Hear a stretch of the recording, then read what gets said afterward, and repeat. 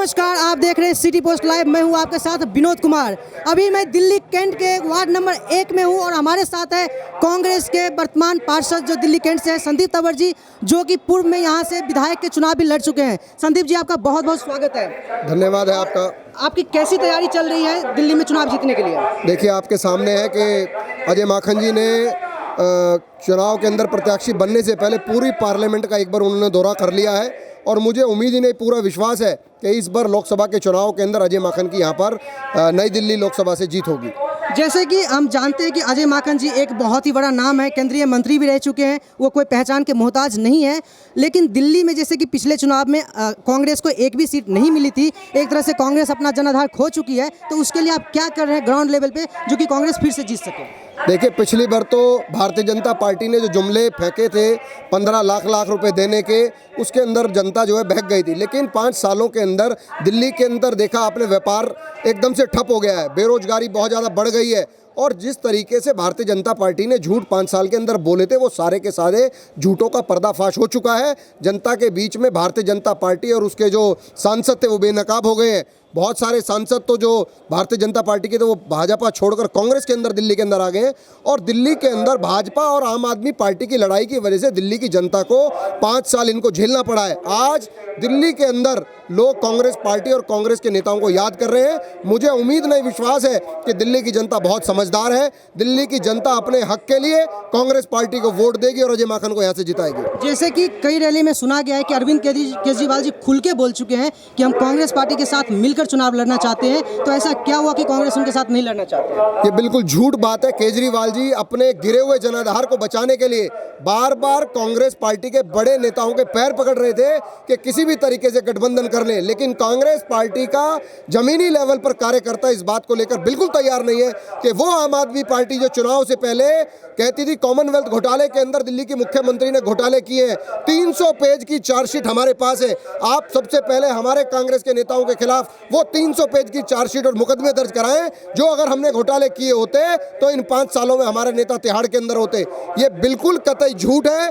केजरीवाल जी का जनाधार बिल्कुल खत्म हो गया है। जो वायदे केजरीवाल ने दिल्ली की जनता को किए गए थे उन्होंने काम नहीं किया है, इसलिए वो इस तरीके की बातें और झूठों के जुमले जनता के बीच में फेंक रहे हैं। कांग्रेस का कार्यकर्ता खुद लड़कर अपने दम पर जीतने में सक्षम है और आप देखना इस इलाके के अंदर, नई दिल्ली के अंदर रिकॉर्ड मतों से अजय माकन को यहाँ पर जिताकर भेजेंगे।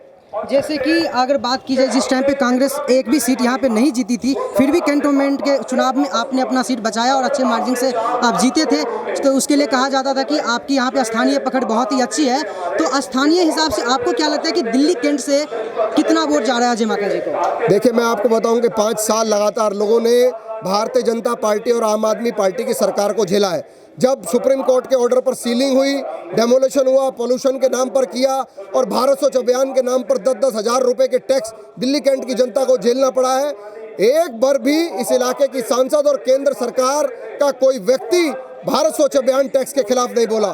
भारतीय जनता पार्टी के खिलाफ, कि दिल्ली कैंटोनमेंट के अंदर भाजपा के बहुमत के खिलाफ अजय माकन जी के नेतृत्व में जब प्रदेश कांग्रेस कमेटी के अध्यक्ष थे, तो मैंने एक बहुत बड़ा प्रदर्शन और आंदोलन किया था, जिसके अंदर हजारों लोग दिल्ली छावनी परिषद के वहां पर पहुंचे और उन्होंने अजय माकन जी ने कहा था, अगर मैं सांसद बना तो मैं पार्लियामेंट के अंदर भारत स्वच्छ अभियान से दिल्ली छावनी की जनता को मुक्ति दिलाऊंगा। और जब दिल्ली छावनी की जनता को यह विश्वास है कि अजय माकन ही एकमात्र ऐसा नेता है जो उम्मीदवार लोकसभा के अंदर लड़ रहे हैं, उनमें सबसे अच्छा अजय माकन है और अजय माकन ही गरीब लोगों की, उद्योगपतियों की और फैक्ट्री वालों की और सरकारी कर्मचारियों की हमेशा मदद करी है। जैसे कि आपने कहा कि अजय माकन जी बहुत ही लोकप्रिय नेता है, तो ऐसा क्या हो गया कि जब अजय माकन जी दिल्ली के कांग्रेस के अध्यक्ष थे तो फिर से शीला दीक्षित जी को क्यों लाना पड़ गया? देखिए, ये पार्टी का अपना डिसीजन है। अजय माकन जी और शीला दीक्षित जी दोनों कांग्रेस के बड़े नेता हैं और दोनों दिल्ली के अंदर काम के नाम पर दिल्ली की जनता उनको पहचानती है। शीला जी का अनुभव है, शीला जी दिल्ली की 15 साल लगातार मुख्यमंत्री रही हैं और अजय जी का टेन्योर भी पूरा लगभग हो गया था। टेन्योर के बाद किसी न किसी बड़े व्यक्ति को जिसके फेस पर दिल्ली की जनता ट्रस्ट कर सके, दिल्ली के लोग शीला दीक्षित के नाम पर ट्रस्ट करते हैं, उन पर विश्वास करते हैं कि वाकई में शीला दीक्षित की सरकार में, चाहे जब अजय माकन जी मंत्री रहे या अजय माकन जी देश के शहरी विकास मंत्री रहे, एक ऐसा कोऑर्डिनेशन था कि जब फैक्ट्रियों को सीलिंग की, सुप्रीम कोर्ट ने एक ऑर्डर किया था तो बार बार ऑर्डिनेंस लाकर दिल्ली की जनता को राहत देने का काम दिल्ली सरकार और केंद्र सरकार ने किया था। तो अजय माखन जी भी बहुत अपने आप में परिपक्व नेता है और शीला दीक्षित जी के बारे में आप सब लोग जानते हैं, मुझे बताने की जरूरत नहीं है।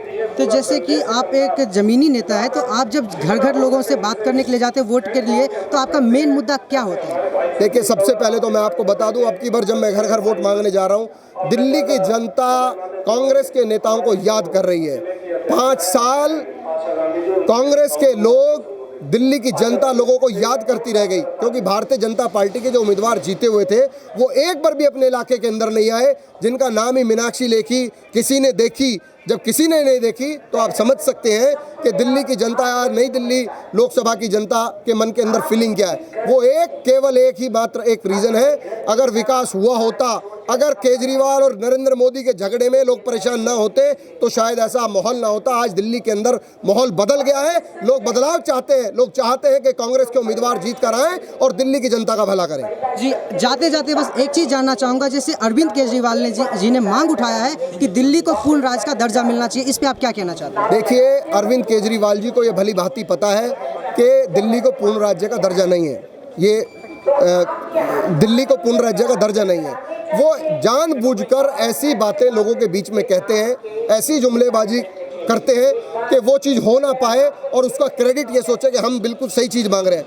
क्या अरविंद केजरीवाल जी को चुनाव से पहले ये नहीं पता था कि यूनियन टेरिटरी है ये? जब यूनियन टेरिटरी एक प्रावधान, जब दिल्ली बनी तो एक प्रावधान के तहत यूनियन टेरिटरी बनाकर दिल्ली को रखा गया।